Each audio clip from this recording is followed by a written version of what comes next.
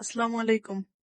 আমরা আজকে গজা বানাবো। তো গজা বানানোর জন্য প্রথমত আমরা 3 কাপ পরিমাণে ময়দা নিছি একটা বলে। তার মধ্যে পরিমাণ মতো একটু লবণ আর 1 চামচ স্বাদ বজায় রাখার জন্য বা ওইটা একটু ক্রিস্পি হওয়ার জন্য 1 চামচ চিনি এর সাথে দিব। দিয়ে দিলাম 1 চামচ পরিমাণ কর্নফ্লাওয়ার। এখন পরিমাণ মতো আস্তে আস্তে করে পানি অ্যাড করে দেবো যতক্ষণ পর্যন্ত একটা সফট ডো না হয়।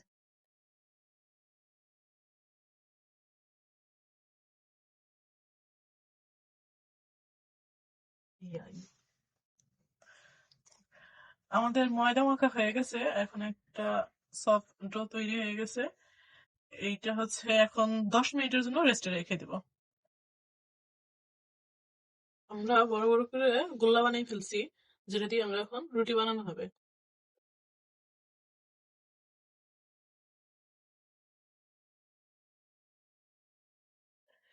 আমরা একটু মোটা করে একটা রুটি বেলে নিয়েছি, এখন এটা আমরা কাটবো সাইজ মতো করে। আমরা এখন মাপ মতো করে কেটে নেব।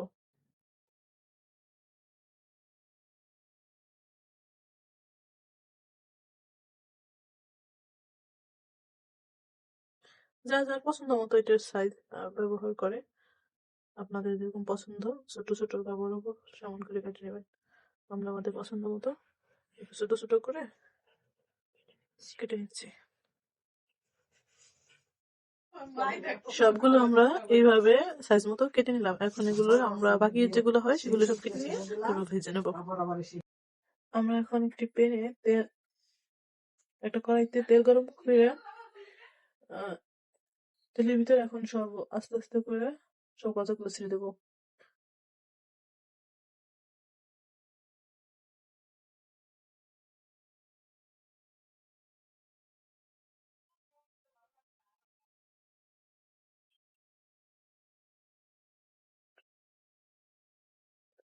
গরম তেলের মধ্যে গজাগুলো ছেড়ে দিয়ে লাল লাল করে আস্তে আস্তে করে ভেজে নেবো।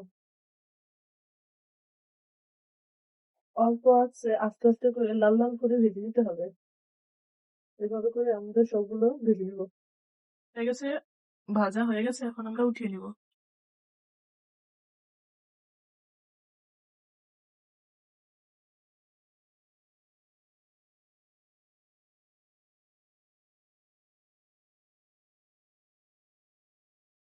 আমাদের ভাজা এখন প্রায় শেষ। আমরা এখন অন্য একটা কড়াইতে কিছুটা পরিমাণ চিনি দিয়ে দিয়েছি, এর মধ্যে আমরা কিছু পানি দিয়ে দেবো শিরার জন্য। এখন এটা জাল করে নিতে হবে যতক্ষণ পর্যন্ত এটা একটু ঘন না হয়।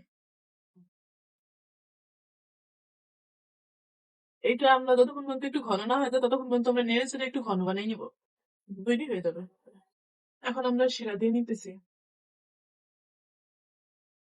সব গজাগুলোর মধ্যে ভালো করে শিরা দিয়ে নিতে হবে, শিরা দিয়ে মিশিয়ে নিতে হবে।